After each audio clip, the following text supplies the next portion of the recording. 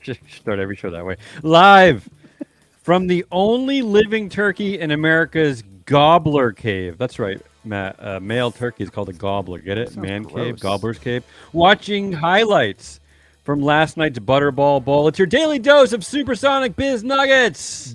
Woo! Joined as always by elated Emma Lurking and moody Matt Mascardi. Yeah. Moody. I am moody today. I'm a rusted out license plate from Nevada. Today in our bag of nuggets, so delicious that they will never be leftovers.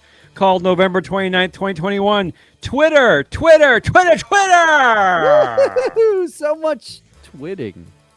All right. That was going to come out badly. Bear with me here. This first one's long, but look, we don't. This is big for us, okay? We don't usually get our favorite CEO stepping down, so this constitutes like a big deal in our world, right? Okay, Matt. So It The is a big biggest deal. deal. But Yeah, so- get on with it. So we're gonna talk a lot. Oh, here we go. I apologize for how long this is. I've got two Twitter headlines for you. The first is, of course, Twitter CEO Jack Dorsey is expected to step down. Okay, so Yay! I'm playing a game. It's called No. Succession Planning 101, America's favorite 2021 Hanukkah gift. Here we go. Oh my God! Happy Hanukkah! My first reaction to the story was, ooh, the perfect glass cliff scenario. For you glass cliff noobs out there, the glass cliff is the phenomenon when women ascend to leadership roles in challenging situations where the risk of failure and or criticism is high. Yay! Okay, Yay. so the internal choices to fulfill the glass cliff prophecy, however, are slim. Let's start with Jennifer Christie, Chief Human Resources Officer. Even though we are in the early years of our stakeholder capitalism revolution, and we have wondered out loud what this could mean for all the women who are Chief Human Resource Officers, I think we're still too early for a company like Twitter to take this risk. Maybe if it was Tyson Foods or Caterpillar, where labor Yeah. poses a unique threat to the CEO's fourth house in Vail. But this is a technology and a social media and a Silicon Valley company.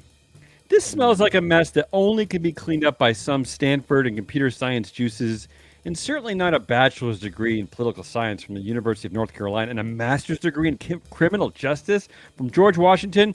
Sorry, Jennifer Christie. Up next is Viahe Gatti, Twitter's head of legal policy and trust. Gatti was previously described by Fortune as the most powerful woman on Twitter's executive team. She reportedly convinced CEO Jack Dorsey not to sell Twitter advertisements during the 2020 presidential election. This is promising. Born in India, just like the CEOs at Google and Microsoft. But a general counsel becoming the CEO No. of a social media company, that's even too No. stakeholder capitalism from my blood. Plus a JD from NYU and a BS in industrial and labor relations from Cornell. No, not this Nope. time. Nope. Haya. Next is Chief Marketing Officer Leslie Berland. I like it. Feels like Twitter's answer to Disney's bald Bob Chapek. Someone from sales, a good talker. Forbes ranked Berlin number 3 in their world's most influential CMOs list. There's some definite juice here. A straight white woman with a handsome husband and 2 cute children. The perfect glass cliff candidate, really. But zero tech background and a BS from BU's College of Communication. Come on, who are we kidding here? So Most what's influential left? CMOs? What is that? What's left? Jack's not going to pick another white man. That's not a bearded Dorsey hipster move. So forget engineering lead Michael Montano and revenue product lead Bruce Felk. That leaves us with only 3 viable candidates. Product lead Kayvon Bigpour, head of design and research Dantley Davis, and chief technology officer Parag Agrawal. But only 2 went to Stanford and have computer science degrees. Sorry, Dantley. So Kayvon and Parag. Look, Okay. I'm just going to say it. Earmuffs Parag, but Kayvon is just too pretty for this job. He Ooh, would be an ouch. absolute target for all the world's hate. So your winner is Parag. Yeah, the only Parag. real choice here. A PhD in computer science from Stanford. Not dreamy and cool. The perfect blend of smart, boring, and Indian. Excellent. Microsoft and Google did it, so there's no shame in this game plan. It's perfect, really. hire a soft-spoken gentleman from a country that most Americans don't understand, and people will have no real understanding how to attack them. So there you have it, Succession Planning 101. And that takes us to our final headline. Twitter CTO Parag Agrawal will replace Jack Dorsey as CEO. And can I just say, F you, Twitter. I had this story outlined before you announced Parag. Can you give me a few hours next time to trot out my impeccable logic? You're jerks. But not you, Parag. You're not a jerk. Oh, that was a nice I have love to story say- to Parag. My only piece of commentary about that is I think estimating the ability of Americans to attack. They don't understand. Well, Oh, Sundar and that's Satya at Alphabet and Google and Microsoft have I don't know, they kind of remain above the fray. That's just my point of view here, though. Well, how's this for a kick in the nads? Yeah, let's go. Because after reports today that Jack Dorsey, CEO and Yogi Master for Twitter, stepping down, they were followed immediately by reports that trading in shares of Twitter stock had to be halted because they went up so fast it triggered circuit breakers. The market was so excited that the bearded one was allegedly leaving Twitter that they celebrated by breaking the stock. The stock jumped nearly 11% in pre-market trading. People got up early to celebrate this. And for context, when Jeff Bezos announced he was stepping down as CEO from Amazon just to be chair of the board, no longer the CEO, Amazon stock popped 4.7%. So Dorsey is 2.5 times more exciting. Pop quiz for the free float media pundits. Which CEO departure, if it happened, would cause markets to celebrate even more than CEO Jack? You ready? Yeah. Yep. Number one, Mark Zuckerberg, chief dropout and Meta Platforms CEO. Obviously. Where all your body shaming, election interference, hate mongering, and anti behavior thrives. Can you imagine a world in which Zuck had 49% of the vote instead of 52% of the vote? Can you imagine how many times would he lose his CEO role? I suppose the market reaction would probably be extreme, except if Sheryl Sandberg became the CEO. Oh, in which the case, ultimate glass ceiling candidate. in which case, maybe shares drop. Sorry, Okay, glass so number cliff. one option here, Mark Zuckerberg. Number two, Bobby the Bobster Kotick, harassing a veteran-chief at Activision Blizzard, home to the original metaverse World of Warcraft. I mean, it's got to be at least 11% up Yeah. for Bobby Kotick, right? At least. Bobby faces an angry board, an angry staff, investigations over culture of sexual harassment at Activision. Bobby himself, lest we forget, was sued in 2007 by an airline attendant who was asked by some of Bobby's coterie to be, quote, arm candy, and when she refused, was made to clean the plane's toilet while the boys watched. When she complained to Bobby, he reported to have said, quote, the guys are unhappy with the hostile environment that she created.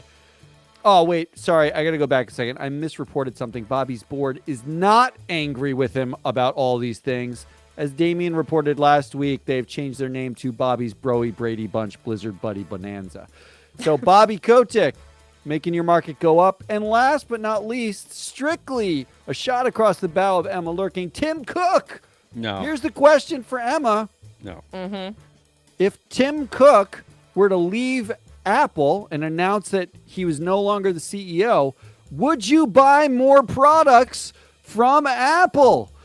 Or do you just hate openly gay CEOs, or maybe old white men? Maybe you hate sweatshop labor. Maybe you hate all those things.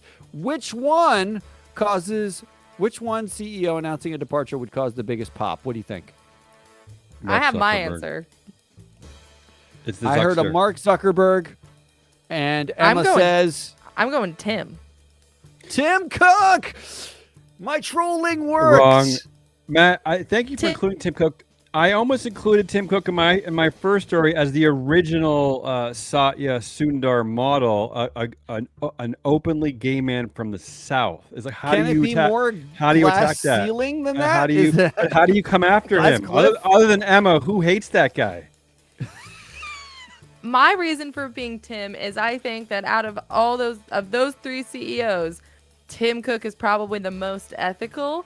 And I think that once he steps down, he could Probably. potentially get placed with someone more problematic. And the investors are going to love that because he'll just expand the unethical labor. He'll expand the surveillance. It'll be great. Did she say It'll be probably, Matt? Did I she say heard he's a the probably most in there. ethical? I Wow. heard a probably What a in there. cynical young woman. Moving on. Let's finish this. Come on. For today's show, for my portion of today, Damon requested a gut reaction from me regarding this Jack Dorsey news. And this is my unresearched, unedited, raw take on him leaving. Like all her stories. I could not possibly give a shit. I don't. I'm going to take a leap and assume that Jack Dorsey Will still be on the board for at least until the end of his term. So he'll still have massive influence over Twitter for the next 6 months or so. He's hiring his crypto specialized CTO as the new chief executive who will inevitably take Twitter down the cryptocurrency route that Jack Dorsey knows he doesn't have the knowledge base or skill set to execute in any profitable way. So Jack Dorsey doesn't need Twitter. He probably has a shiny new company to lovingly sculpt into another democracy destroyer over the course of the next 10 years. All the time and energy he puts into being chair is most likely more trouble than it's worth at Twitter. By stepping down, Jack Dorsey is giving up all responsibility of running a monstrous behemoth while still because at the end of the day, all Jack Dorsey cares about is stock. He doesn't care about anything else. And by putting a crypto CTO at the helm, he feels confident that his investment will work out. So to sum it all up, Jack Dorsey has been and always will be a bearded man who thinks his blame regarding his problematic company, and I don't care about his personal professional decisions at all. The end. Wow. Not surprised. Get us out of here, well, Matt. Yeah, let's end with something else stupid. Oh. Our biggest winner of the day. Here's a hot take. It's Delta Airlines. Why? Yeah, the stock is down 11%, but here's the good news. No more Delta variant. Yes. This sucky round of COVID is named Omicron. Finally, we can go back to thinking of Delta not as a highly contagious and dangerous infectious disease, but as a place for this real-life headline that came out today. Quote, woman allegedly breastfeeds cat on Delta Airlines flight. Back to normal, people. Here's to hoping the next COVID variant is going to be named Carnival Cruise Lines. Come on. Let's get out of here. That's all we got for today. It's Emma Lurking, Damian Rollis. We'll be back at you tomorrow with more sweaty, disgusting, slightly damp, dripping, BO-laden biz nuggets. Call me Parag.